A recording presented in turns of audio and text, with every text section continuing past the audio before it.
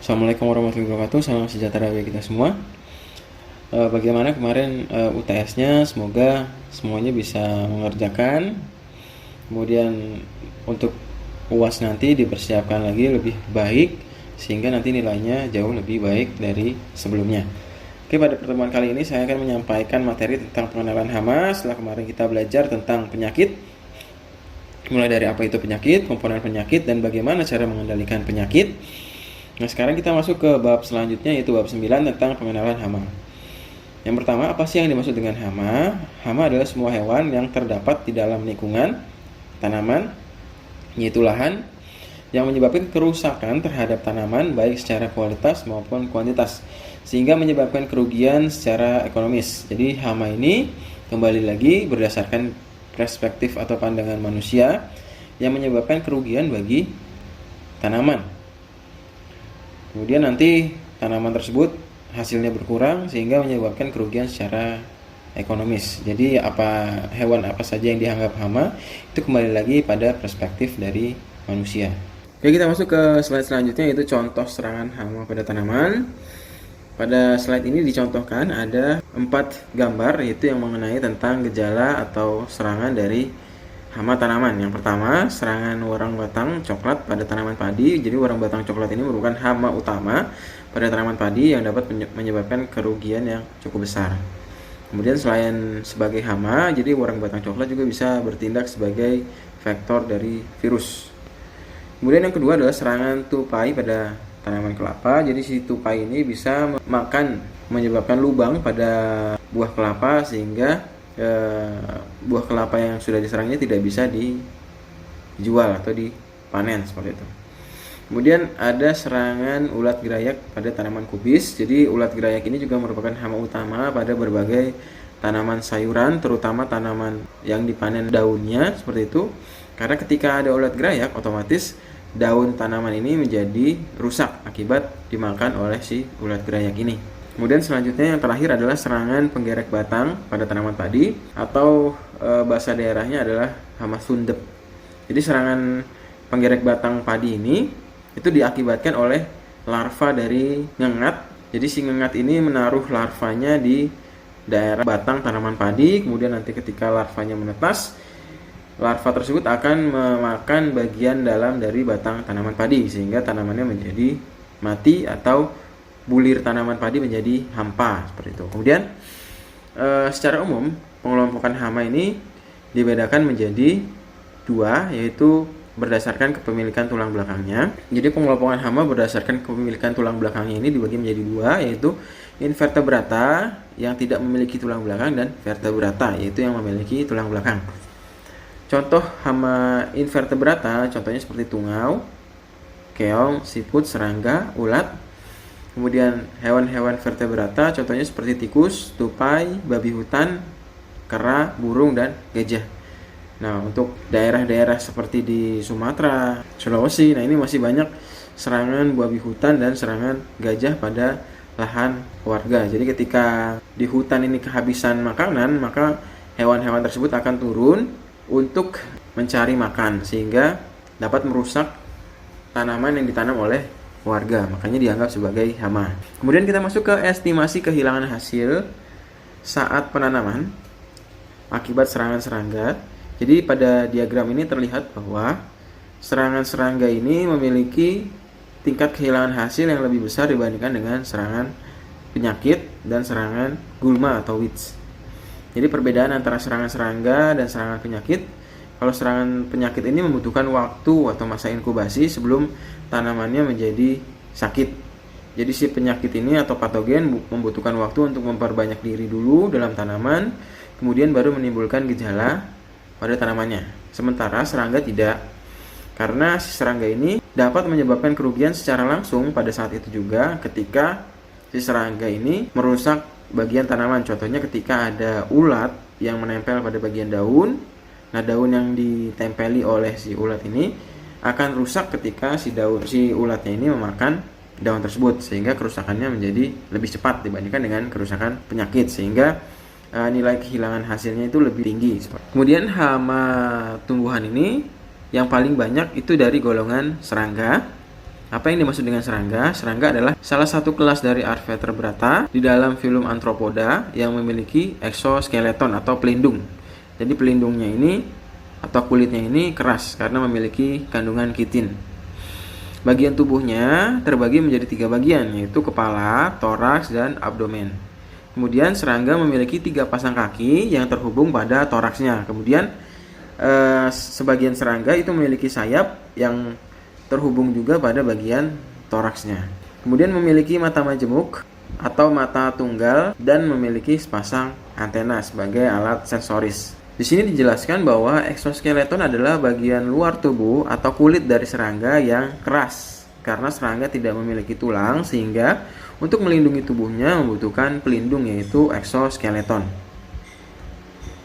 Nah, kita masuk ke morfologi serangga. Jadi pada gambar ini kita bisa melihat bahwa si serangga yang memiliki morfologi secara lengkap, saya contohkan di sini adalah belalang, terdiri dari 3 komponen utama yang tadi disebutkan, yaitu kepala, toraks, dan abdomen. Pada bagian kepala dia memiliki mata, kemudian antena dan alat mulut atau mulut. Kemudian pada toraks itu terdapat 3 pasang kaki yang menempel di toraks, kemudian ada sayap yang digunakan untuk alat mobilisasi. Kemudian ada bagian abdomen. Pada bagian abdomen ini terdapat alat bantu untuk meletakkan telur atau vivisector, nanti kita bahas di belakang. Kemudian juga pada bagian abdomen ini terdapat anus dan kelamin dari serangga yang berfungsi untuk melakukan proses perkawinan. Oke, kita lanjutkan ke morfologi kepala serangga. Kepala serangga ini berfungsi untuk mengumpulkan makanan, kemudian penerima sensor dan paduan dari syaraf. Pada kepala serangga ini terdapat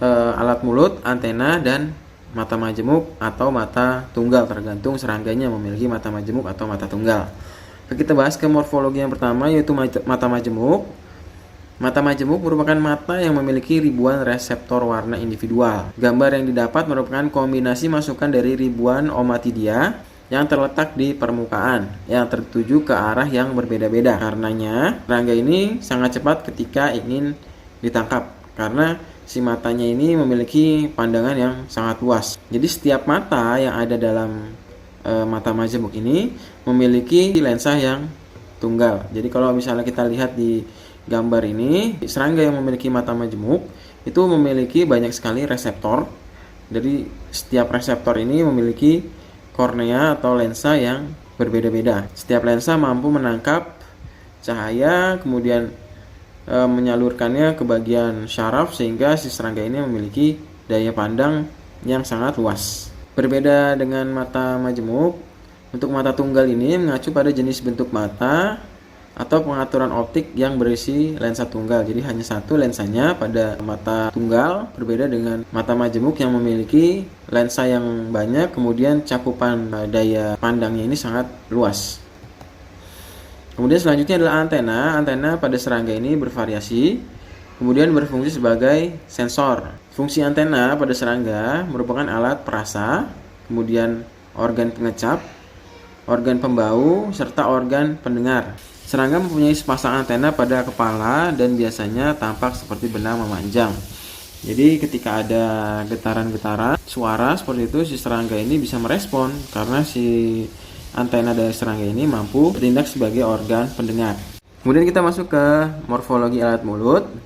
Jadi kalau kita lihat di bagian sebelah kanan ini ada sebuah gambar yang menjelaskan tentang morfologi dari alat mulut serangga. Jadi setiap serangga ini memiliki morfologi alat mulut yang tersusun dari mandibula, maksila, labium, dan labium. Tipe bagian mulut serangga telah menentukan bagaimana serangga itu makan. Jadi ketika kita mempelajari morfologi alat mulut serangga, kita bisa menentukan bagaimana si serangga itu makan. Kemudian pada dasarnya alat mulut serangga ini dibedakan menjadi beberapa golongan. Yang pertama seperti alat mulut menggigit mengunyah pada ordo Orthoptera, contohnya seperti belalang, Coleoptera seperti kumbang, Isoptera seperti rayap, dan pada larva serangga. Jadi pada larva serangga semua alat mulutnya ini tipenya sama, yaitu menggigit mengunyah.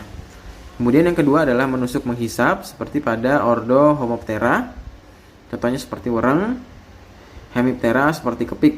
Jadi alat mulut ini digunakan untuk menusuk ke bagian tanaman, kemudian menghisap cairan sel dari tanaman tersebut. Kemudian alat mulut menghisap seperti pada ordo Lepidoptera, contohnya seperti kupu-kupu, kemudian menjilat, menghisap, contohnya seperti pada Ordodiptera yaitu lalat. Nah, ini adalah morfologi secara umum dari alat mulut serangga. Yang pertama adalah tipe alat mulut menggigit mengunyah, kemudian alat mulut penghisap penjilat, kemudian alat mulut penghisap, dan alat mulut penghisap penusuk seperti itu. Nanti bisa dilihat lagi morfologi alat mulut serangga.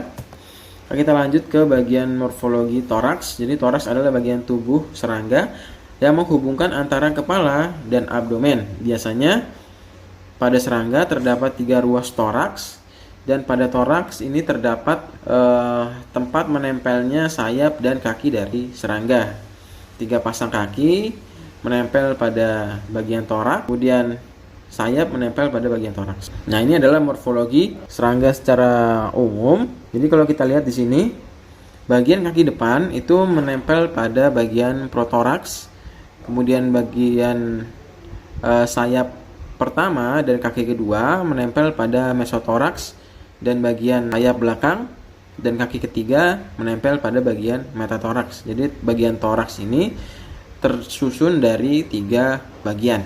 Kemudian kita masuk ke morfologi sayap. Sayap adalah organ dari serangga yang berguna sebagai alat gerak dan berpindah atau alat mobilisasi dari satu tempat ke tempat lain. Sayap pada serangga ini digunakan sebagai alat identifikasi karena pada ordo yang berbeda bentuk sayapnya juga berbeda.